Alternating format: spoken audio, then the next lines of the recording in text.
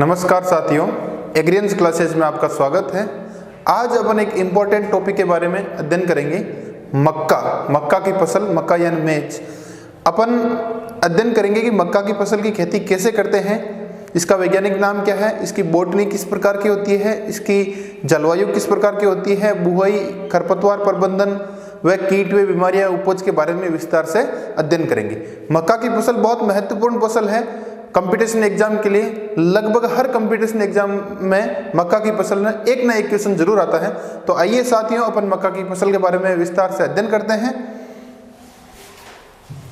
आज पढ़ रहे हैं मक्का, इंग्लिश में बोलते हैं मेज, MEAIZE, मक्का या मेज। अपन हर टॉपिक को, हर फसल को ऐसे पढ़ेंगे जैसे कंपटीशन एग्जाम में पढ़ रहे हैं। जैसे कोई ऑब्जेक्टिव एग्जाम कंपटीशन होता है तो उसमें ऐसे पॉइंट टू पॉइंट पढ़ते हैं, लेकिन कोई सब्जेक्टिव एग्जाम होता है तो उसमें ऐसे लिखा था भाई मक्का की खेती का वर्णन करो, तो पढ़ने का क्राइटेरिया अलग होता है। लेकिन अपन कृषि पर्यवेक्षक की भर्ती के लिए पढ़ रहे हैं तो टू द पॉइंट पढ़ेंगे, हर पॉइंट को शॉर्ट में कैसे एग्जाम में आ सकता है और कैसे सॉल्व कर सकते हैं। तो आज की फसल है मक्का या मेज। पहला पॉइंट जो सभी फसलों में इसी सीरियल से पढ़ेंगे, पहले वैज्ञानिक नाम, फिर कुल, फिर उत्पत्ति, ऐसे क्रम वाइज क्रम। तो पहला पॉइंट है वैज्ञानिक नाम यानी साइंटिफिक नेम। मक्का की फसल का वैज्ञानिक नाम है जिया मेज। एक ध्यान रखना, शब्द जितने भी वैज्ञानिक है वो दो नामों के हैं, जिया और मेज। दो नामों के क्यों हैं? क्योंकि वैज्ञानिक नामों के नामकरण की एक पद्धति द्विनाम पद्धति।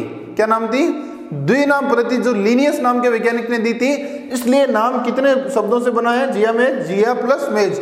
तो कोई भी फसल का वैज्ञानिक नाम द्विनाम पद्धति के अनुसार दो भागों से बना होगा। जैसे ट्रिटिकम एस्टिवम गेहूं का नाम है, जवार का सोरगम, और इसका बाजरे का पेनिसिटम ग्लूकम। तो इसी प्रकार किसी का जैसे मूंग का नाम है तो विग्ना, रेडिएटा उड़द का विग्ना, मूंगो। इस प्रकार प्रत्येक नाम, प्रत्येक फसल का नाम दो शब्दों से मिलकर बना होता है। क्यों? क्योंकि वैज्ञानिक नामकरण की द्विनाम पद्धति के अनुसार दो शब्द होते हैं, जैसे जिया और मेज। और कुछ बुक्स में यह एल लिखा होगा नाम के पीछे, जिया मेज एल। एल का मतलब द्विनाम पद्धति का जन्म लीनियस था, इसलिए यहाँ एल लिखा हुआ मिल सकता है। दूसरी चीज ध्यान रखने योग्य, किसी भी वैज्ञानिक जो नाम होते हैं उसके नीचे अपन अंडरलाइन भी करते हैं। अगला है कुल। कुल यानी फैमिली, यानी मक्का की फैमिली कौन सी है? ग्रेमेनी या पोएसी, एक ही बात है। ग्रेमेनी को पोएसी भी बोलते हैं, दूसरा नाम। तो मक्का का वैज्ञानिक नाम, साइंटिफिक नेम जिया मेज।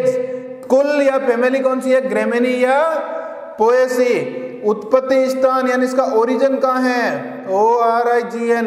मक्का का ओरिजिन है मैक्सिको में। 2n बराबर कितने हैं? 20। 2n का मतलब गुणसूत्रों की संख्या, नंबर ऑफ क्रोमोसोम। गुणसूत्र, हर फसल में अलग अलग क्रोमोसोम होते हैं। जैसे मनुष्य में अलग होते हैं, प्रत्येक पक्षी, प्रत्येक जीव में क्रोमोसोमों की संख्या अलग होती है, वैसे हर फसल में अलग होती है। जैसे गेहूं में 2n बराबर 42 होते हैं, 42 होते हैं, उसी प्रकार इसमें 2n बराबर कितने हैं? 20। तो 2n का मतलब गुणसूत्रों की संख्या, इसको 2n से प्रदर्शित करते हैं। परागण कौन सा होता है? पर परागण यानी क्रॉस पोलिनेशन। अब आपके दिमाग में आएगा परागण क्या होता है।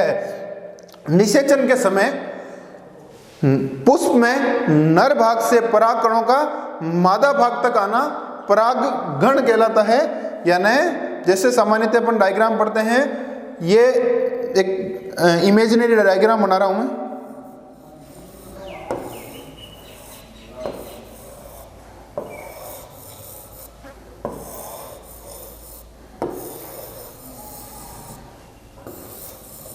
एक रफ डायग्राम बना रहा हूं मैं।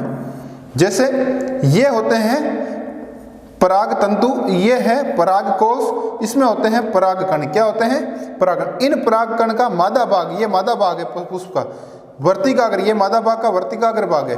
तो पराग कणों का वर्तिकाग्र तक आते हैं, यानी नर भाग से पराग कण मादा भाग तक आते हैं, पुष्प के मादा भाग, तो उसको बोलते हैं परागण। यानी पराग कणों का परागकोश से मादा भाग यानी वर्तिकाग्र में आना क्या कहलाता है? परागण। तो परागण दो प्रकार के होते हैं, पर परागण, स्व परागण। तो पर परागण का मतलब नाम से लग रहा है पर यानी पराया यानी दूसरा, सब यानी खुद का, यानी एक ही पुष्प में नर व मादा भाग में आपस में परागण हो रहा तो सब परागण, लेकिन अलग पुष्प का नर हो, अलग फ्लावर या पुष्प का मादा भाग में परागण हो रहा हो तो वो है पर परागण। तो अपन को याद रखना पड़ता है कौन सी फसल पर परागण है, कौन सी सब परागण है। तो मक्का कौन सी है, पर परागण, जिसको बोलते हैं क्रॉस पोलिनेशन। और क्रॉस पोलिनेशन होता है प्रोटोगेंट्री। जब अपन आगे का चैप्टर पढ़ेंगे तो उसमें पढ़ेंगे डाइकोगेमी क्या होती है, प्रोटोएंट्री क्या होती है, प्रोटोगाइनी क्या होती है। तो प्रोटोएंट्री, प्रोटोगाइनी और जो डाइकोगेमी के दो प्रकार है। ये इस आधार पर है कि पुष्प का नर भाग पहले परिपक्व होता है या मादा भाग पहले परिपक्व होता है, उसको डाइकोगेमी कहते हैं। इसको दो भागों में, प्रोटोएंट्री और प्रोटोगाइनी। प्रोटोगाइनी जिसमें मादा भाग पहले परिपक्व होता है और प्रोटोएंट्री यानी नर भाग पहले परिपक्व होता है। सामान्यतः नर, एक ही पुष्प के नर व मादा भाग अलग अलग समय पर परिपक्व मैच्योर होने से उनमें आपस में स्वपरागण नहीं हो पाता, इसलिए पर परागण होता है। तो मक्का में परागण पर परागण होता है, उसका कारण है प्रोटोएंट्री। मक्का के पुष्प क्रम या इनफ्लोरोसेंस को क्या बोलते हैं, टेसल एवं सिल्क। आगे अध्ययन करेंगे, नर भाग टेसल व मादा भाग सिल्क होता है। मक्का का फल या दाना क्या कहलाता है, कैरियोप्सिस। याद कैसे रखोगे, देखो जिनके दाना किसी भी फसल में दाने को ही खाने के काम में लेते हैं, दाने को ही फसल बुआई के काम में लेते हैं, तो वो कैरियोप्सिस होता है। जैसे गेहूं का दाना ही बीज के काम में लेते हैं फसल बुआई के, और गेहूं का दाना ही वो फल है, और गेहूं का दाना ही आटा बनाने के खाने के काम में लेते हैं, तो वो कैरियोप्सिस। जैसे बाजरे के दाने को ही बुआई के काम में लेते हैं, बाजरे की फसल का एक फल ही वो एक तरह का दाना ही है, क्योंकि उसी को अपन खाने के काम में लेते हैं, तो वो क्या होते हैं, कैरियोप्सिस। जैसे गेहूं का दाना कैरियोप्सिस है, बाजरा में कैरियोप्सिस है, जवार में कैरियोप्सिस है, मक्का में कैरियोप्सिस है। ऐसे करके एक एक फसल का अध्ययन करेंगे। तो प्रत्येक फसल जो अपने सिलेबस में पढ़ेंगे उससे इसी आधार पर प्रत्येक चीज को अपन डिस्क्रिप्शन के साथ अध्ययन करेंगे। तो मक्का या मेज का वैज्ञानिक नाम जिया मेज। कुल कौन सा है, ग्रेमेनी या पोएसी। उत्पत्ति स्थान कौन सा है, मैक्सिको। 2n यानी मक्का में गुणसूत्रों की संख्या है 20। परागण कौन सा है, पर परागण। किसके कारण होता है पर परागण मक्का में, प्रोटोएंट्री के कारण। मक्का के पुष्प क्रम को क्या बोलते हैं, टेसल या सिल्क। नर भाग को टेसल, मादा भाग को सिल्क। मक्का में फल या दाना कैसा होता है, क्या बोलते हैं, कैरियोप्सिस। अब है विश्व में सर्वाधिक मक्का कहाँ होता है, अमेरिका में। भारत में सर्वाधिक मक्का कहाँ होता है, आंध्र प्रदेश में। ये जो उत्पादन के डाटा है ये हमेशा बदलते रहते हैं, इसीलिए जो एक लास्ट डाटा होते हैं वो अपन कोर्स कंप्लीट होते टाइम सिलेबस के लास्ट टाइम में अपन न्यू डाटा, जैसे समर्थन मूल्य होता है वो हमेशा हर भारत सरकार CSCP होता है जो नया समर्थन मूल्य हर साल बढ़ा के घोषणा करता है। तो ये डाटा जैसे भी नए आते हैं अपन अपने एग्रीएंस क्लासेस के ऐप में न्यू डाटा अपलोड करते रहेंगे। तो विश्व में सर्वाधिक मक्का अमेरिका में, भारत में सर्वाधिक आंध्र प्रदेश में। लेकिन प्रति हेक्टर उत्पादकता, उत्पादन तो यहाँ अधिक है, उत्पादकता का मतलब प्रति हेक्टर औसत उत्पादन कहाँ अधिक होता है, कर्नाटका में। राजस्थान में अधिक उत्पादन कहाँ होता है, चित्तौड़गढ़ में। तो विश्व में सर्वाधिक मक्का कहाँ होता है, अमेरिका में। भारत में अधिक मक्का कहाँ होता है, आंध्र प्रदेश में।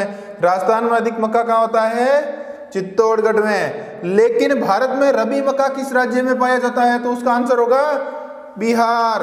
तो इसी प्रकार भारत में रबी मक्का बिहार में होता है, उसी प्रकार राजस्थान में रबी मक्का किस जिले में होता है, बांसवाड़ा। बी और बी पहला अक्षर है, बे और बे। तो याद रखना भारत में रबी मक्का किस राज्य में होता है, बिहार में। राजस्थान में रबी मक्का कहाँ ज्यादा होता है, बांसवाड़ा में।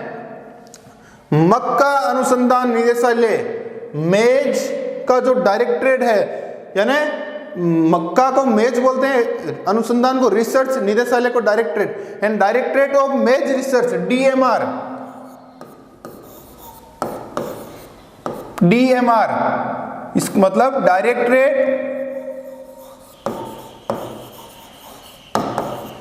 डायरेक्टरेट ऑफ मेज रिसर्च,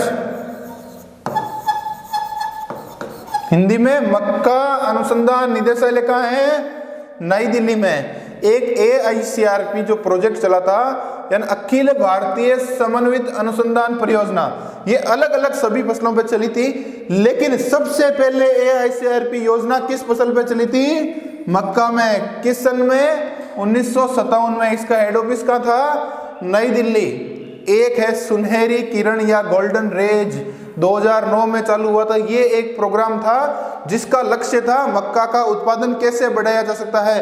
तो मक्का उत्पादन बढ़ाने के लिए गोल्डन रेज कब हुआ था? 2009 में। इसमें क्वेश्चन ये आता है कि सुनहरी किरण या गोल्डन रेज का संबंध किससे है? तो मक्का उत्पादन से है। सीमेट एक इंटरनेशनल संस्था है, एक अंतर्राष्ट्रीय संस्था है जो मक्का एवं गेहूं पर कार्य करती है। तो सीमेट का संबंध किस किस से है? सीमेट का मुख्यालय मेक्सिको में है। वह गेहूं व मक्का उत्पादन पर यह अनुसंधान का कार्य करती है। एक अंतर्राष्ट्रीय गेहूं एवं मक्का अनुसंधान संस्थान है, ये मेक्सिको में है और ये गेहूं व मक्का पर कार्य करता है। तो मक्का अनुसंधान निदेशालय DMR का है? नई दिल्ली में। AICRP योजना सबसे पहले यानी अखिल भारतीय समन्वित अनुसंधान परियोजना सबसे पहले किस फसल पर लागू हुई? मक्का में। कब हुई? 1957 यानी 1957 में। सुनहरी किरण या गोल्डन रेज 2009 में लागू हुआ था। इसका उद्देश्य था मक्का उत्पादन बढ़ाने के लिए कार्यक्रम था। सीमेट अंतर्राष्ट्रीय मक्का एवं गेहूं जो उत्पादन के लिए संस्था बनाई थी, ये एक इंटरनेशनल संस्था थी। इसका मुख्यालय मेक्सिको में है। इसका मुख्य लक्ष्य गेहूं व मक्का उत्पादन पर अनुसंधान का कार्य करना था। मक्का की प्रोटीन को क्या बोलते हैं? मक्का की प्रोटीन को जीन बोलते हैं। क्या है? मक्का की प्रोटीन को जीन नाम दिया हुआ है। ऐसा नहीं कि मक्का का जीन है, मक्का की प्रोटीन को जीन कहते हैं। लेकिन इस जो जीन प्रोटीन होते हैं इसमें ट्रिप्टोफैन व लाइसिन नामक तत्वों की कमी होती है। पॉइंट टू बी नोटेड, मक्का की प्रोटीन को जीन कहते हैं और इस जीन प्रोटीन में ट्रिप्टोफैन व लाइसिन की कमी होती है। मक्का की प्रोटीन को जीन कहते हैं, इसमें ट्रिप्टोफैन व लाइसिन की कमी होती है। अब आगे है डबल क्रॉस व सिंगल क्रॉस, यानी मक्का पर अनुसंधान के कार्य दो प्रकार के होते हैं। जब वैज्ञानिक बीज उत्पादन करते हैं वहां जो इनकी नई नई किस्में बनाते हैं उसका कार्य दो तरीके से हुआ था, डबल क्रॉस और सिंगल क्रॉस। यानी जिसमें दो बार क्रॉस होता है, जिसमें एक क्रॉस होता है, एकल संकर व द्विसंकर की तरह एकल क्रॉस व द्विक्रॉस, यानी सिंगल क्रॉस व डबल क्रॉस। ये मक्का के अनुसंधान करने की दो वैज्ञानिक विधियां थी। इनमें से डबल क्रॉस विधि भारत में अपनाई गई थी। कहां अपनाई थी? भारत में। सिंगल क्रॉस कहां अपनाई गई थी? अमेरिका में। डबल क्रॉस की खोज की थी जोन्स नाम के वैज्ञानिक ने 1920 में, और सिंगल क्रॉस की खोज की थी ईस्ट वेस्टूल नाम के वैज्ञानिक ने 1910 में। तो मक्का अनुसंधान डबल क्रॉस व सिंगल क्रॉस दो तकनीक से किया गया। डबल क्रॉस भारत में अपनाई गई, सिंगल क्रॉस अमेरिका में अपनाई गई। डबल क्रॉस की खोज जोन्स नाम के वैज्ञानिक ने 1920 में की और सिंगल क्रॉस पर कार्य ईस्ट वेस्टूल ने 1910 में किया।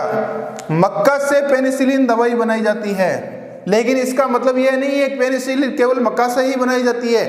पेनिसिलिन मूल रूप से पेनिसिलियम नोटेटम नाम के कवक से प्राप्त होती है। पेनिसिलियम नोटेटम से प्राप्त होती है, लेकिन किस फसल से भी पेनिसिलिन प्राप्त की जा सकती है? तो वो मक्का से भी पेनिसिलिन प्राप्त की जा सकती है। मक्का की उत्पत्ति एक जंगली पौधे से मानी जाती है, उसका नाम है टायोसिनेट। मोस्ट इंपोर्टेंट क्वेश्चन है, काफी बार एग्जाम में आ चुका है। मक्का की उत्पत्ति किस जंगली पौधे से मानी गई है? टायोसिनेट। इसको बोलते हैं क्लोज रिलेटिव ऑफ मेज। क्लोज यानी सगा, नजदीक, रिलेटिव यानी संबंधी। मक्का, मेज यानी मक्का का सगा संबंधी है। क्लोज रिलेटिव ऑफ मेज, मक्का का सगा संबंधी किस पौधे को बोला जाता है? टायोसिनेट को। और मक्का की उत्पत्ति इसी जंगली पौधे से मानी जाती है। तो मक्का की प्रोटीन कौन सी है? जीन, जिसमें ट्रिप्टोफैन व लाइसिन की कमी होती है। डबल क्रॉस सिंगल क्रॉस दो तकनीक थी। सिंगल क्रॉस ईस्ट वेस्टूल ने खोजी, डबल क्रॉस पर कार्य जोन्स ने किया था। डबल क्रॉस भारत में अपनाई गई, सिंगल क्रॉस अमेरिका में। मक्का से पेनिसिलिन दवाई प्राप्त की जाती है और मक्का का जो जंगली पौधे से उत्पत्ति हुई उसका नाम है टायोसिनेट। अब मक्का में जीन कौन सी होती है? तो मक्का में मक्का में जीन होती है OPEC2 और फ्लोरी2, मेनली OPEC2। लेकिन यहां देखो अपन ने क्या पढ़ा, मक्का की कौन सी प्रोटीन होती है? जीन। मक्का में प्रोटीन तो होती है जीन, लेकिन मक्का में जीन कौन सी होती है? OPEC2 और फ्लोरी2। इसको पॉइंट टू बी नोटेड देखो, मक्का में प्रोटीन कौन सी है? जीन। मक्का की प्रोटीन है जीन, लेकिन मक्का में जीन कौन सा है? तो ओपेक 2 और फ्लोरी 2, मेनली ओपेक 2। ये ओपेक 2 जीन इसलिए काम में लिया गया था, मक्का की प्रोटीन में, जो मक्का की प्रोटीन का नाम था जीन, उसमें ट्रिप्टोफैन व लाइसिन की कमी थी और इस कमी को पूर्ति करने के लिए ओपेक 2 काम में लिया गया, ताकि इसमें प्रोटीन की जो ट्रिप्टोफैन और लाइसिन की कमी थी उसकी पूर्ति की जा सके। और इसके द्वारा ओपेक 2 को उपयोग में लेते हुए अनेक सारी किस्मों का उत्पादन हुआ, जैसे रत्ना, शक्तिमान 1, शक्तिमान 2, ये सब किस्में ओपेक 2 जीन से विकसित की गई थी। मक्का मोनोसियस है, नाम से लग रहा है, मोनो मतलब एक, यानी जिसमें नर व मादा पुष्प दोनों एक ही पौधे पर हो, उभयलिंगी पौधा है।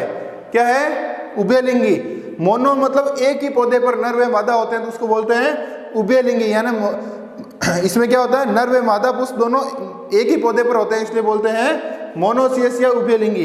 अनाज वाली फसलों की रानी है, क्वीन ऑफ सीरियल्स।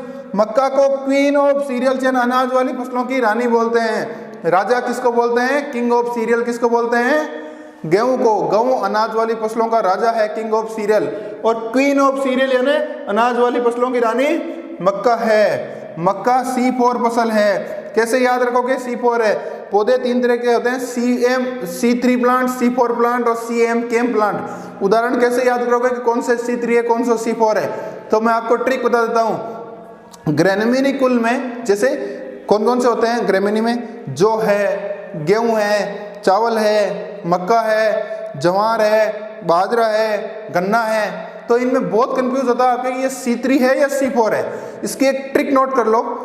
ग्रेमिनी कुल में जिन पौधों की हाइट कम होती है वो C3 होते हैं, जिनकी हाइट ज्यादा होती है, लंबाई, वो C4 होते हैं। जैसे उदाहरण के लिए ज्वार की हाइट ज्यादा होती है, आपने देखा होगा 5 फीट, 6 फीट, 7 फीट, 8 फीट आती है तो वो C4 होगा। बाजरा की हाइट ज्यादा होती है तो C4 है।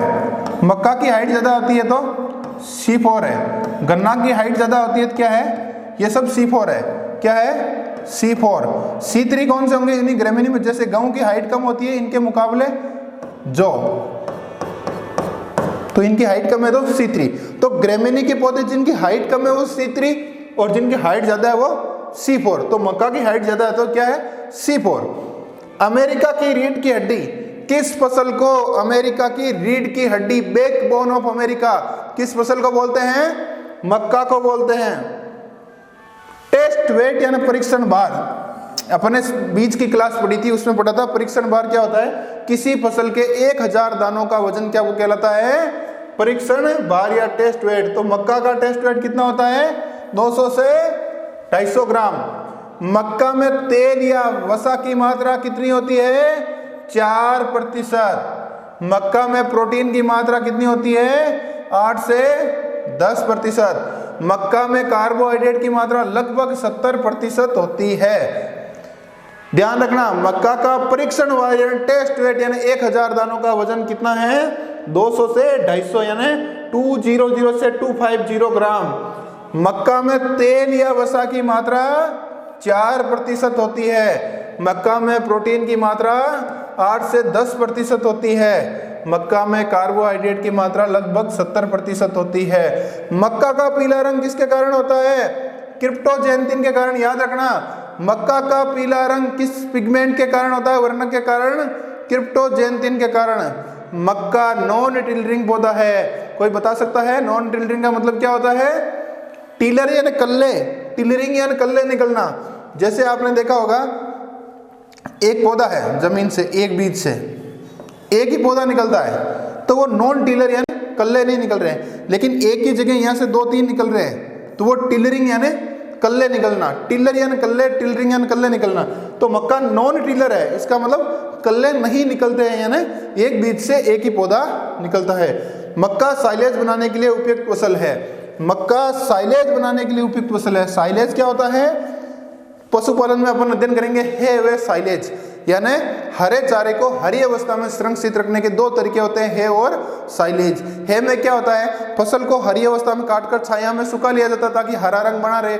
साइलेज में क्या होता है? एक विशेष प्रकार का गड्ढा तैयार किए, उसमें फसल को किण्वीकृत करके रखा जाता है, उसको बोलते हैं साइलेज। तो मक्का साइलेज बनाने के लिए उपयुक्त फसल है। मक्का के अधिक उपयोग से गंजापन के अधिक चांसेस होते हैं। तो परीक्षण भार टेस्ट वेट कितना है मक्का का? 200 से 250 ग्राम। मक्का में तेल या वसा की मात्रा 4%, मक्का में प्रोटीन की मात्रा 8 से 10%, मक्का में कार्बोहाइड्रेट की मात्रा 70%। मक्का का पीला रंग किसके कारण होता है? क्रिप्टोजेंथिन के कारण। मक्का नॉन टिलरिंग पौधा यानी कल्ले नहीं निकलते हैं। मक्का साइलेज बनाने के लिए उपयोग फसल है। अब है टेसल। टेसल तो अपन ने पढ़ा था मक्का का पुष्पक्रम होता है उसको टेसल या सिल्क बोलते हैं। टेसल एवं सिल्क बोलते हैं। पुष्पक्रम यानी जो फ्लावर आते हैं उनको क्या बोलते हैं? टेसल या सिल्क। टेसल नर भाग को बोलते हैं, सिल्क मादा भाग को बोलते हैं। जनरली जो मक्के का पौधा होता है, एक काल्पनिक डायग्राम बना रहा हूं।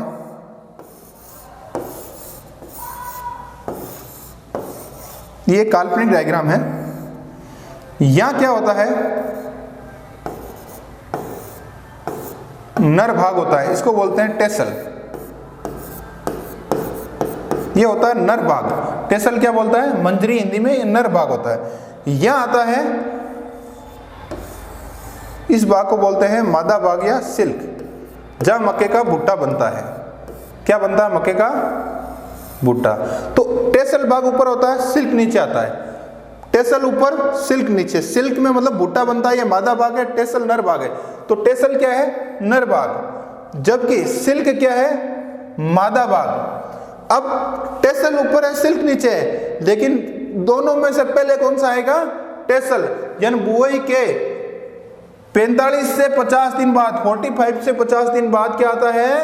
DAS का मतलब डेज आफ्टर सोइंग, यानी बुआई के 45 से 50 दिन बाद क्या आता है? ये ऊपर वाला भाग टेसल। और टेसल के 7 से 10 दिन बाद, यानी टेसल के 7 से 10 दिन बाद क्या आता है? सिल्क आता है। टेसल आने को टेसलिंग बोलेंगे, सिल्क आने को सिल्किंग बोलेंगे। टेसल आने को टेसलिंग और सिल्क आने को सिल्किंग। तो मक्का के पौधे में टेसल व सिल्क पुष्पक्रम होता है। नर भाग को टेसल बोलते हैं, मादा भाग को सिल्क बोलते हैं। टेसल पौधे में सबसे ऊपरी भाग में होता है, सिल्क यहाँ होता है। तो सबसे पहले टेसल आता है, कितने दिन बाद में? 45 से 50 दिन बाद में बुआई के। इसके 7 से 10 दिन बाद में, यानी टेसल के 7 से 10 दिन बाद, टेसल के 7-10 दिन बाद में क्या आता है? सिल्क। टेसल आने को टेसलिंग बोलते हैं, टेसल का बनना। और सिल्किंग किसको बोलेंगे? सिल्क का बनना क्या होता है? सिल्किंग। ये समझ में आ गया? तो ये बताओ डी टेसलिंग क्या होता है? नाम से लग रहा है, टेसल को हटाना डी टेसलिंग कहलाता है। टेसल को हटाना क्या कहलाता है? D tasseling. इमास्कुलेशन क्या होता है? नर पुष्प परागण को हटाना।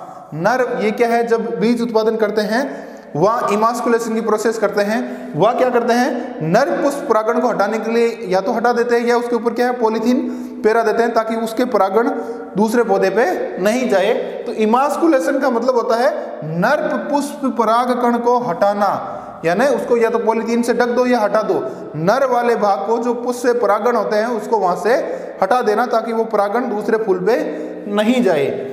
अब तना, तना में 14 इंटरनोड होते हैं। इंटरनोड का मतलब होता है जैसे ये तना है, यहाँ इस प्रकार के नोड होते हैं। नोड यानी गांठे, ये नोड है। इन नोड के बीच की जगह होती है ये इंटरनोड होती है। तो मक्का में, तना में लगभग 14 इंटरनोड होते हैं। ऐसा नहीं, कम ज्यादा नहीं हो सकते हैं। औसतन मांगा गया है एक मक्का में ऐसे 14, 1, 2 ऐसे इंटरनोड्स होते हैं। अब है मक्का में जड़ें। अपन ने मक्का का पुष्पक्रम पढ़ लिया, मक्का का तना पढ़ लिया। अब है मक्का में जड़ें। मक्का की जड़ें 3 प्रकार की होती हैं साथियों। शीर्ष जड़ें, शीर्ष जड़ें या क्राउन रूट्स। सेमिनल जड़ें, सेमिनल रूट्स। ब्रेस, प्रोप या वायवीय जड़ें। ब्रेस, प्रोप ये इसको बोलते हैं एरियल। एरियल का मतलब वायवीय जड़ें, AERIAL, एरियल रूट्स। जब पौधा छोटा होता है नर्सरी अवस्था में, तब कौन सी जड़ें होती है? शीर्ष जड़ें। लेकिन सेमिनल जड़ें होती है, वो पोषण का कार्य करती है। ये तो दो समझ में आ गई आपको। नर्सरी अवस्था में शीर्ष जड़ें होती है और पोषण के लिए कौन सी होती है? सेमिनल जड़ें। लेकिन ये तना है, ये मक्के का पौधा है सपोज, काल्पनिक डायग्राम बनाया है मैंने, ठीक है। तो ये मिट्टी वाला भाग है जमीन का, यहाँ से कुछ जड़ें निकलती है जमीन के ऊपर वाले भाग से, जो यहाँ के जमीन में धंस जाती है, यह पौधे को सपोर्ट प्रदान करती है, तो इनको बोलते हैं वायवीय। वायवीय यानी पौधे के वायु वाले भाग से, यानी ये जड़ है, ये जमीन है, इससे ऊपर वाले भाग से जड़ें निकल के जमीन में जाती है, ये होती है वायवीय जड़ें, ब्रेस जड़ें या पोप जड़ें। इनका कार्य होता है तने को सहारा प्रदान करना, ताकत ना गिरे नहीं। तो साथियों, मक्का में जड़ें 3 प्रकार की है, शीर्ष जड़ें, सेमिनल जड़ें, ब्रेस, पोप या वायवीय जड़ें, जो तने को सहारा प्रदान करती है। मक्के के कोब या बूटा में 16 से 20 दानों की कतारें होती है। ये एक एवरेज क्वेश्चन है, ऐसा नहीं कि फिक्स होता है, 21 भी हो सकती है, 15 भी हो सकती है, लेकिन औसतन माना गया है मक्का के कोब या भुट्टा जिसमें दानों की कितनी कतारें होती हैं, 16 से 20, और एक कतार में 50 से 60 दाने होते हैं। कर्नल क्या किसको बोलते हैं? मक्का के दानों को कर्नल बोलते हैं। पॉइंट टू बी नोटेड, एक टेक्निकल टर्म यूज ली गई है, मक्का के दानों को क्या बोलते हैं? कर्नल। ये एक डायग्राम है, हालांकि अपन ने ऊपर समझ लिया ये मक्के का पौधा है, तो ये वाला जो ऊपर वाला भाग है ये होता है टेसल। टेसल यानी नर भाग। कौन सा भाग है? नर भाग, मेल पार्ट्स। ये वाला भाग है जहां मक्का का भुट्टा बनता है, ये सिल्क है। क्या है? सिल्क, मादा भाग।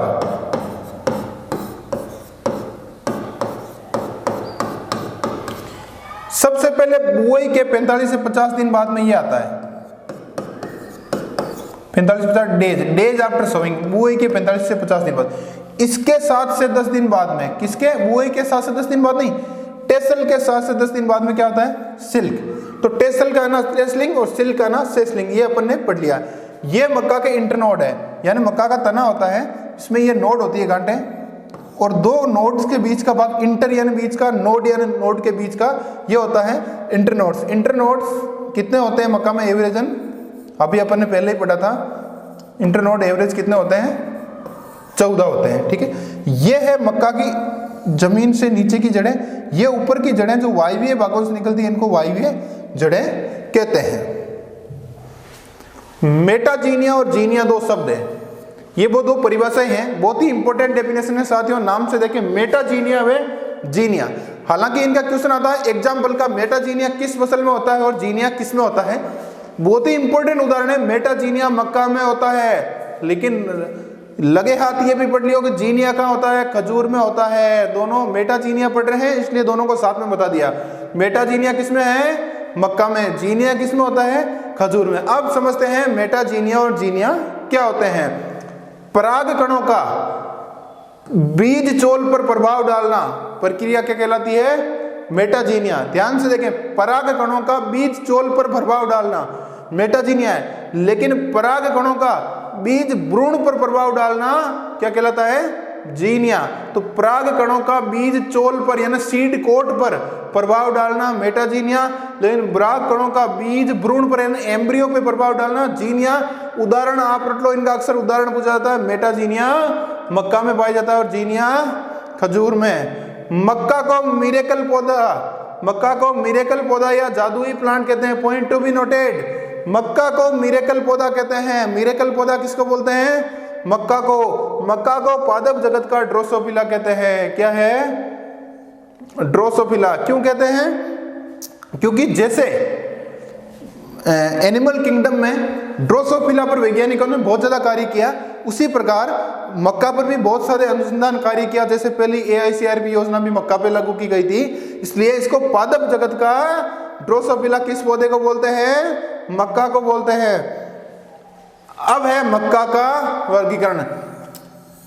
अब देखो साथियों, अपन ने मक्का की फसल की खेती कैसे करते हैं, उससे पहले इतनी सारी चीजें पढ़ी है। इसका मतलब अपन हर एक पॉइंट को आराम से पॉइंट वाइज पॉइंट पढ़ रहे हैं, ताकि एग्जाम में अपन एक भी क्वेश्चन मिस नहीं करें, अपने पढ़े में से ज्यादा क्वेश्चन अटेम्प्ट कर सकें। अब है वर्गीकरण। मक्का का वर्गीकरण क्रिप्स नाम के वैज्ञानिक ने दिया था, इसलिए क्रिप्स के अनुसार मानते हैं मक्का को अलग अलग 7 भागों में बांटा गया है। इनका नाम पूछते हैं अक्सर। फ्लिंट कॉर्न, कॉर्न मतलब मक्का को ही बोलते हैं। अलग अलग भागों में इनके जो वैज्ञानिक नाम है इतने इंपॉर्टेंट है। अब है किस्में या वेराइटीज।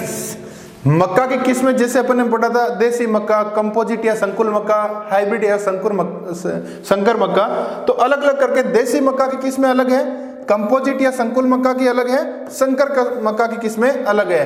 तो देसी मक्का की किस्में मालन व बसी, ये दोनों किसकी किस्में है? मक्का की है, लेकिन देसी मक्का की। फिर कंपोजिट या संकुल मक्का की किस्में विजय, विक्रम, किसान, नवजोत, जवाहर, अंबर, सोना। पॉइंट टू बी नोटेड, अंबर किस्म की पैदावार 50 से 55 क्विंटल प्रति हेक्टेयर होती है। इसी प्रकार संकर या हाइब्रिड मक्का की किस्में मक्का की है, लेकिन ये देसी मक्का, ये कंपोजिट मक्का, ये संकर मक्का। संकर मक्का किस्में गंगा 1, गंगा 101, दक्कन, रंजीत, PHEM नाम से प्रारंभ होने वाली किस्में, क्योंकि इसका नाम है PHEM, तो इससे PHEM से नाम शुरू होने वाली किस्में सभी संकर मक्का की होती हैं। प्रताप मक्का, ये भी एक मक्का की संकर किस्म है, लेकिन महाराणा प्रताप कृषि एवं प्रौद्योगिकी द्वारा विकसित, महाराणा प्रताप कृषि एवं प्रौद्योगिकी यानी MPUT यूनिवर्सिटी, MPUAT विश्वविद्यालय है उदयपुर में, Maharana Pratap university of agriculture and technology, Maharana Pratap कृषि एवं प्रौद्योगिकी विश्वविद्यालय द्वारा विकसित कौन सी मक्का की किस्म है? प्रताप मक्का, संगम, गंगा सफेद। तो ये हुई मक्का की किस्में। देसी किस्मों में मालन में बसी, कंपोजिट या संकुल किस्मों में विजय, विक्रम, किसान, नवजोत, जवाहर, अंबर, सोना। संकर किस्मों में गंगा 1, गंगा 101, दक्कन, रंजीत, PHEM नाम से प्रारंभ होने वाली सभी किस्में, प्रताप मक्का, संगम, गंगा सफेद। अब है चारे के लिए कौन सी किस्में उपयुक्त हैं? तो मक्का की चारे के लिए अफ्रीकन टाल 2 एक प्रसिद्ध किस्म है। चारा उत्पादन के लिए प्रयोग में ली जाने वाली मक्का की किस्म है। स्वीट कॉर्न या मिट्टी मक्का की प्रसिद्ध किस्म कौन सी है? माधुरी, प्रिया, ऑरेंज। ये तीनों ही एग्जाम्पल बहुत ही मोस्ट इंपॉर्टेंट है। स्वीट कॉर्न की किस्में माधुरी, प्रिया, ऑरेंज। बेबी कॉर्न की कौन सी किस्म है? बेबी यानी बेबी की तरह छोटा कॉर्न यानी मक्का, यानी जिस मक्के में दाने नहीं खाकर सीधा छोटा सा भुट्टा होता है, इतना सा, उसको सीधा ही खाया जाता है। इसकी किस्में हैं VL 42, VL 42, प्रकाश, हिम 29, हिम 29। और राजस्थान के लिए मक्का की कौन सी किस्में प्रसिद्ध है? जैसे कि माही कंचन, नाम से लग रहा है माही ध्वल, माही नदी के आसपास के एरिया में होती है, इसलिए माही कंचन, माही ध्वल। तो चारे के लिए है अफ्रीकन टाल 2। स्वीट कॉर्न की प्रसिद्ध किस्में है माधुरी, प्रिया, ऑरेंज। बेबी कॉर्न की प्रसिद्ध किस्में है VL 42, प्रकाश, हिम 29। और राजस्थान के लिए माही कंचन व माही ध्वल। अब ओपेक 2 किस्में। ओपेक 2 का मतलब होता है, देखो ओपेक 2 एक जीन है। मक्का में जो मूल प्रोटीन थी वो जीन थी, लेकिन मक्का में उस जीन प्रोटीन में ट्रिप्टोफैन या लाइसिन की कमी थी। उस कमी को पूर्ति करने के लिए ओपेक 2 जीन का प्रयोग करते हुए किस्में बनाई गई थी, जिनमें ट्रिप्टोफैन व लाइसिन की पूर्ति की गई थी। तो इस ओपेक 2 जीन का प्रयोग करते हुए कौन कौन सी जीन किस्में बनाई गई? प्रोटीना, शक्ति, शक्तिमान 1, शक्तिमान 2, रत्ना, यानी उन सब में ओपेक 2 जीन का प्रयोग हुआ। इसके कारण इनमें प्रोटीन की मात्रा में यानी ट्रिप्टोफैन या लाइसिन की मात्रा अधिक है। तो इसमें ओपेक 2 जीन से जो किस्में बनाई उसमें 10 से 11% प्रोटीन व 3.5 से 4% लाइसिन पाया जाता है। इस ओपेक 2 से जो किस्में बनाई गई उन सब किस्मों को QPM बोलते हैं। QPM क्यों बोलते हैं? Q यानी क्वालिटी, P यानी प्रोटीन, M यानी मेज, यानी क्वालिटी प्रोटीन मेज। क्यों? साधारण मक्का की प्रोटीन में ट्रिप्टोफैन व लाइसिन की कमी होती है, जबकि ओपेक 2 से जो किस्में तैयार करते हैं उनमें ट्रिप्टोफैन व लाइसिन की कमी को पूरा किया गया, इसलिए इनकी प्रोटीन की क्वालिटी है, इसलिए QPM कहते हैं। और QPM की खोज किस वैज्ञानिक ने की थी? डॉक्टर SK वासल नाम के वैज्ञानिक ने इसकी खोज की थी। बहुत ही इंपॉर्टेंट क्वेश्चन है ये।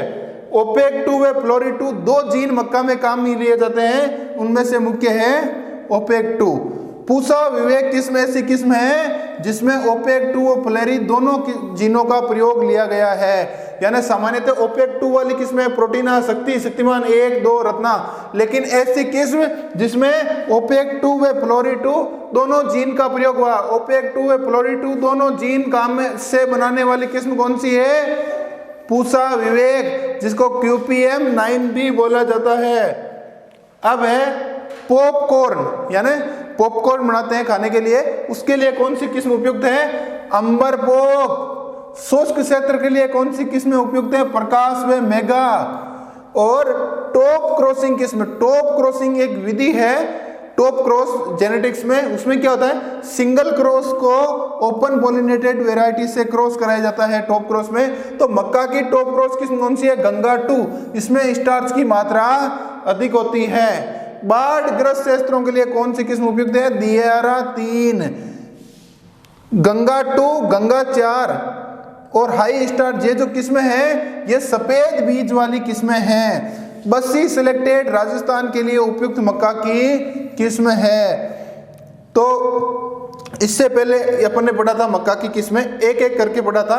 देसी किस्में कौन सी है? कंपोजिट या संकुल किस्में कौन सी है? संकर किस्में। फिर पढ़ा था चारे के लिए कौन सी है? स्वीट कॉर्न के लिए कौन सी है? बेबी कॉर्न के लिए कौन सी है? और राजस्थान के लिए प्रसिद्ध किस्में कौन सी है? OPEC2 वाली किस्में और OPEC2 व फ्लोरी2 वाली किस्में किस्म। फिर पॉपकॉर्न के लिए किस्में, फिर शुष्क क्षेत्र के लिए, फिर टॉप क्रॉस वाली किस्में, बाढ़ग्रस्त क्षेत्रों के लिए सफेद बीज वाली और बस्सी सिलेक्टेड किस्मों का अध्ययन किया था। अब मक्का में अगला, मक्का की खेती में जलवायु पढ़ लिया और फिर उसके बाद में बुआई पढ़ लिया, उसके बाद में सिंचाई प्रबंधन यानी इरिगेशन मैनेजमेंट। तो इसके बारे में देखो, ऑब्जेक्टिव एग्जाम में ऐसे क्वेश्चन नहीं आएगा मक्का की सिंचाई का वर्णन करो, पॉइंट टू बी पॉइंट पढ़ना है। यदि सिंचाई है तो उसमें ध्यान में होना चाहिए कि किस फसल की कितनी सिंचाई की क्रांतिक अवस्थाएं हैं। तो मक्का की 2 क्रांतिक अवस्थाएं हैं, टेसलिंग व सिल्किंग। तो आपके दिमाग में आना चाहिए, इससे पहले अपन पढ़ चुके हैं टेसलिंग क्या होती है, टेसल का आना, सिल्क क्या होता है, सिल्क का आना। टेसल कब आते हैं? बुआई के 45 से 50 दिन बाद में। सिल्क कब आते हैं? टेसलिंग के 7 से 10 दिन बाद में। तो किसी भी फसल में सिंचाई प्रबंधन में यह पढ़ा जाता है उस फसल की जल मांग कितनी है, कौन सी सिंचाई की क्रांतिक अवस्थाएं हैं। तो इसकी क्रांतिक अवस्थाएं टेसलिंग व सिल्किंग है तथा मक्का की जल मांग 460 से 600 mm है। अब है उर्वरक प्रबंधन यानी फर्टिलाइजर मैनेजमेंट। इस चैप्टर में यह अध्ययन किया जाता है साथियों उर्वरक प्रबंधन में कि किस फसल में कितना नाइट्रोजन, फास्फोरस, पोटास का प्रयोग किया जाता है।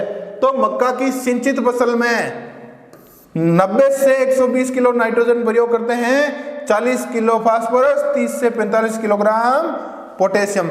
लेकिन सिंचित की जगह वर्षा आधारित मक्के की खेती करते हैं तो नाइट्रोजन 60 से 90 किलो, फास्फोरस 30 किलो, पोटास 20 से 30 किलो प्रयोग करते हैं। संकर मक्का, संकुल मक्का 2 प्रकार के होते हैं। अलग अलग पूछा जाए तो संकर मक्का में 120 किलोग्राम नाइट्रोजन, 60 किलोग्राम फास्फोरस और 40 किलोग्राम पोटास काम में लेते हैं। संकुल मक्का का पूछा जाए तो 80 किलोग्राम नाइट्रोजन, 30 किलोग्राम फास्फोरस और 20 किलोग्राम पोटेशियम काम में लेते हैं। लेकिन ये ध्यान रखना, फास्फोरस 3 चीजें अपन ने पढ़ी मक्का में उर्वरक प्रबंधन, नाइट्रोजन, फास्फोरस और पोटास।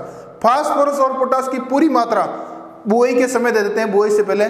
लेकिन नाइट्रोजन की मात्रा को 3 भागों में बांटते हैं। 1/3 मात्रा तो जब फास्फोरस और पोटास की पूरी मात्रा देते हैं उसी समय देते हैं। लेकिन बची हुई जो मात्रा थी जिसे 1/3 को 3 भागों में बांटते थे, 1/3 तो फास्फोरस और पोटास के साथ दे देते हैं। जो पीछे बचती मात्रा उसको 1/3 2 भागों में बांट के एक तो देते हैं घुटने की अवस्था में, नी स्टेज फसल घुटने की अवस्था में आती है, दूसरी देते हैं टेसलिंग की अवस्था पर। तो किसी भी फसल में, मक्के की किसी भी कहीं भी खेती करते हैं तो उसमें नाइट्रोजन की 1/3 मात्रा तथा फास्फोरस व पोटास की संपूर्ण मात्रा बुआई के समय देते हैं। तो नाइट्रोजन की जो 100%, पोटास फास्फोरस की 100% प्लस 100% मात्रा फास्फोरस, 100% पोटास की दे दी। लेकिन जो नाइट्रोजन की मात्रा थी 100% उसको 3 भागों में बांटा, 1/3 तो इसके साथ फास्फोरस और पोटास के साथ, बची हुई 1/3 और 1/3, तो ये 2 भागों में बांटी 3, तो 1/3 मात्रा तो घुटने की अवस्था आती है नी स्टेज फसल और बची हुई 1/3 टेस्लिंग अवस्था पर। तो नाइट्रोजन की मात्रा 1/3 प्लस 100% फास्फोरस की मात्रा और 100% पोटेशियम की मात्रा तो कब देते हैं? खड़ी बुआई से पहले। ये तो हो गई 100%। बची हुई नाइट्रोजन थी उसकी 1/3 तो इनके साथ, और 1/3 और 1/3 दो भागों में बांटते हैं। ये तो होती है नी स्टेज पर, यानी घुटने की अवस्था पर फसल आती है। एक होती है टेसलिंग पर। तो नाइट्रोजन की 1/3 मात्रा, फास्फोरस पोटास की संपूर्ण मात्रा बुआई से पूर्व है, लेकिन नाइट्रोजन की 1/3 घुटने की अवस्था पर और 1/3 टेसलिंग अवस्था पर देते हैं। अब है खरपतवार प्रबंधन। जैसे उर्वरक प्रबंधन में पढ़ते हैं कौन से उर्वरक पोषक तत्व मुख्य है, सिंचाई प्रबंधन में पढ़ते हैं कौन सी क्रांतिक अवस्थाएं मुख्य है, उसी प्रकार उर्वरक प्रबंधन में पढ़ते हैं कि मुख्य खरपतवार कौन सा है। दूसरा, खरीफ की फसल है तो सभी खरीफ के खरपतवार आएंगे, रबी की फसल है तो सभी रबी के खरपतवार आएंगे। तो मक्का खरीफ की फसल है तो खरीफ के सभी खरपतवार पाए जाएंगे, लेकिन हर फसल का मुख्य खरपतवार होता है। मक्का का मुख्य खरपतवार कौन सा है? स्ट्राइका। अब खरपतवार प्रबंधन में 3 चीजें पढ़ते हैं, मुख्य खरपतवार कौन सा है और मुख्य खरपतवारनाशी कौन सा और कितनी मात्रा लेते हैं और कब लेते हैं। तो मक्का का मुख्य खरपतवार स्ट्राइका है, तो मुख्य खरपतवारनाशी कौन सा लेते हैं? हर्बिसाइड एट्राजीन या सीमेजीन। कितनी मात्रा लेते हैं? आधा से 1 किलो। कब लेते हैं? बुआई के बाद वे अंकुरण से पहले। खरपतवारनाशी कौन सा है? एट्राजीन या सीमेजीन। कितनी मात्रा लेते हैं? आधा से 1 किलो। कब लेते हैं? बुआई के बाद वे अंकुरण से पहले। एक क्वेश्चन है, चौले की फसल को जवार या मक्का की फसल के साथ बुआई करके स्ट्राइका का नियंत्रण किया जा सकता है। क्योंकि जवार इसलिए लिखा है क्योंकि स्ट्राइका जवार बाजरा मक्का तीनों में होता है, तीनों का मुख्य खरपतवार है। तो जवार बाजरा मक्का में चौले की फसल को साथ उगाने से भी स्ट्राइका का कुछ हद तक नियंत्रण किया जा सकता है। तो खरपतवार प्रबंधन में मुख्य खरपतवार कौन सा है? स्ट्राइका। इसलिए खरीफ की फसल है तो खरीफ के सभी खरपतवार आएंगे। मुख्य खरपतवारनाशी एट्राजीन या सीमेजीन आधा से 1 किलो का बुआई की बाद में अंकुरण से पहले। और स्ट्राइका का नियंत्रण करना हो तो 2,4-D काम में लेते हैं। उपज, ध्यान से देखो, उपज के बारे में कभी फिक्स क्वेश्चन नहीं आएगा कि 40 क्विंटल है 39 है, क्योंकि उपज में हमेशा वेरिएशन आती है। 40 से 45 हो सकती है, मौसम में बारिश कम हुई तो कम हो सकती है, कीट बीमारियों का प्रकोप हुआ तो और कम हो सकती है।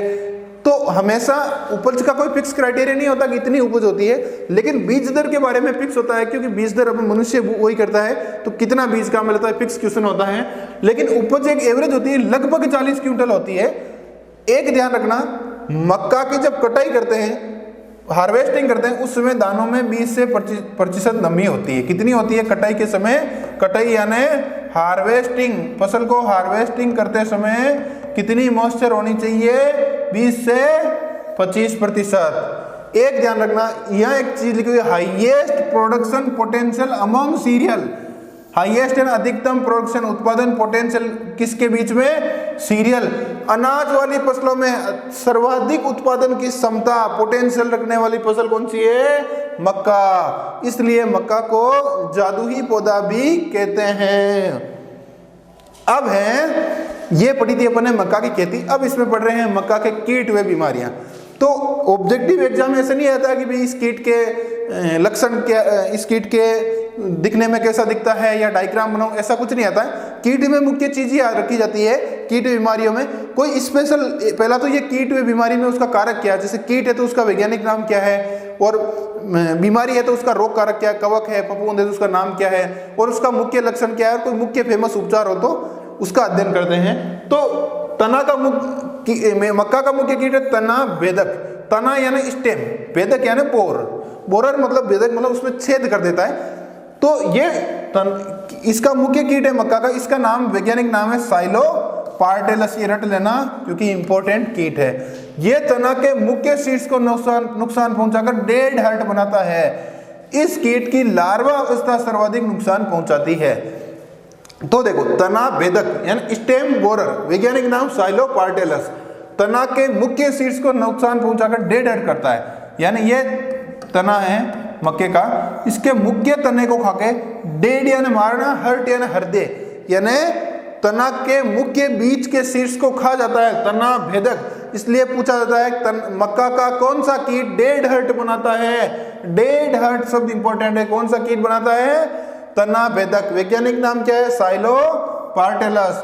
और इस कीट की लार्वा अवस्था, कैटरपिलर अवस्था होती है, वो सर्वाधिक नुकसान पहुंचाती है। अगला कीट है सफेद लट या व्हाइट ग्रब। सफेद लट या व्हाइट ग्रब, ये कीट पौधे की जड़ों को नुकसान पहुंचाता है। कौन से भाग को? सफेद लट जैसे मूंगफली में भी होती है, ये जमीन के नीचे वाले भाग में होती है, पौधे के तने के ऊपर नहीं होती है, जमीन के नीचे वाले भाग में होती है। इसलिए पौधे की कौन से भाग को नुकसान पहुंचाती है?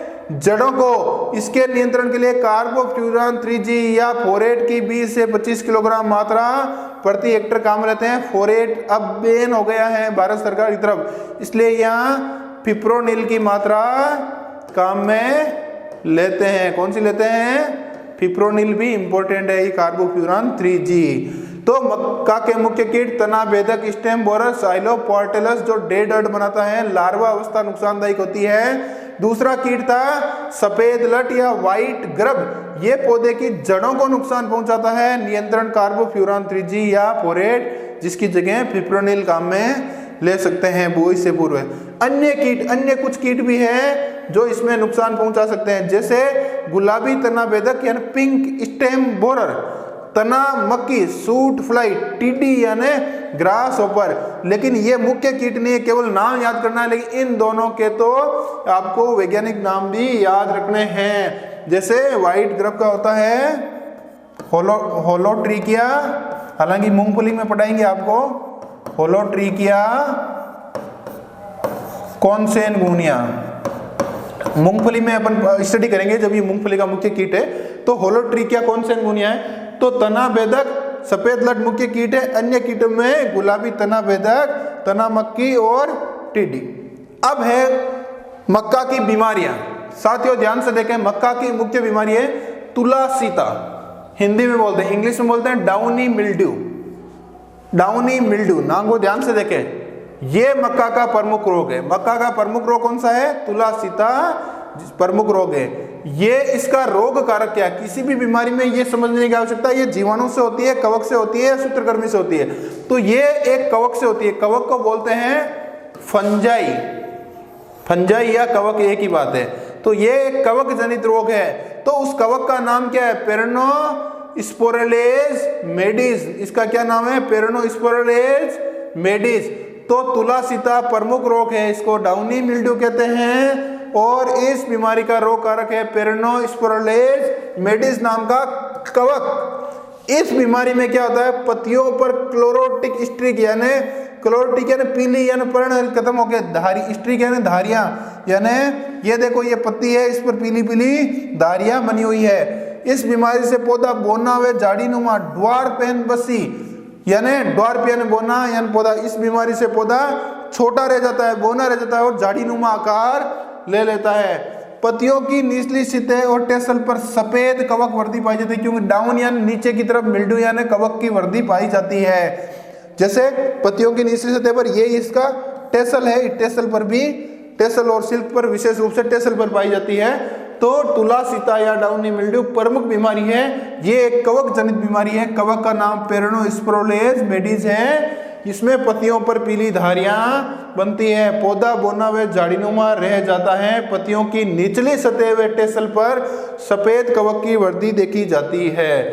अगली मुख्य बीमारी है चारकोल रोट। लेकिन तना मक्के की मुख्य बीमारी पूछी जाए तो डाउनी मिल्ड्यू या तुलासीता थे, जिसको राजस्थान डाउनी मिल्ड्यू RDM भी बोलते हैं। अगली है चारकोल रोट। चारकोल रोट बीमारी एक कवक जनित रोग है, क्योंकि किसी बीमारी में यह पूछा जाता है कि जीवाणु जनित है, कवक जनित है या सूत्रकृमि से है, तो ये क्या है?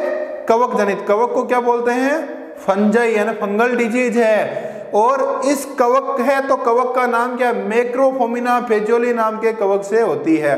देखो साथियों, इसमें ये तने का डायग्राम है, तने को चीर के बताया गया, वर्टिकल डायग्राम है काट के सेक्शन से।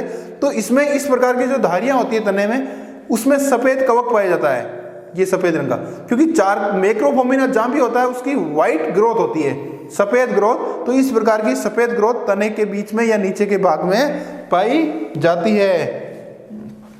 अब एक बीमारी है, वो तो दो थी कवक जनित बीमारी, जैसे तुलासीता, और दूसरी पड़ी थी अपने चारकोल रोट। लेकिन मक्का में एक बीमारी पोषक तत्वों की कमी से होती है, व्हाइट बड। व्हाइट यानी सफेद, बड यानी कलिका, यानी मक्का की कलिकाएं सफेद रंग की हो जाती है। ऐसा किस कारण होता है? जिंक की कमी से।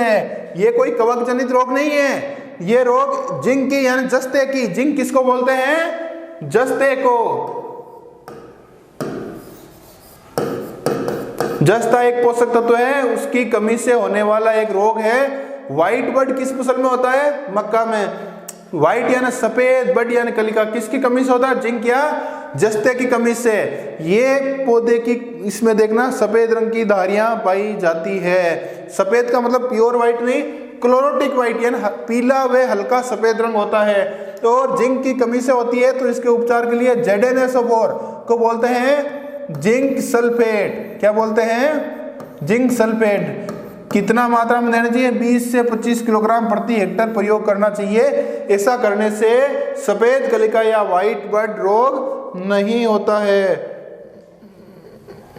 तो साथियों, अपन ने मक्का की फसल का अध्ययन किया है। मक्का की फसल को अपने बड़े विस्तार से अध्ययन किया है, एक एक पॉइंट पे चर्चा की है। तो पहले मक्का की बोटनी क्या है, कितना क्रोमोसोम होते हैं, कौन सा पुष्पक्रम होता है, कौन सा फल, टेसल, सिल, सब का अध्ययन किया।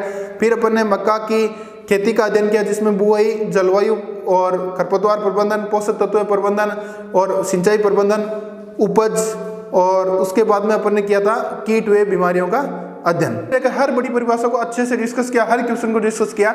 फिर भी आपको लगता है कि कहीं पर भी मुझे पढ़ाने में ये क्वेश्चन समझ में नहीं आया, तो हमारे एग्रेंस क्लासेस के चैट के जो ऑप्शन है उसमें बॉक्स में आप जाके अपना क्वेश्चन डाल सकते हो। फिर भी आपको कोई क्यूरी हो तो आप एग्रेंस क्लासेस में मेरे दिए हुए नंबर पे आप कॉल कर सकते हो और मेरे से जुड़ के आपकी समस्या का समाधान ले सकते हो। धन्यवाद साथियों।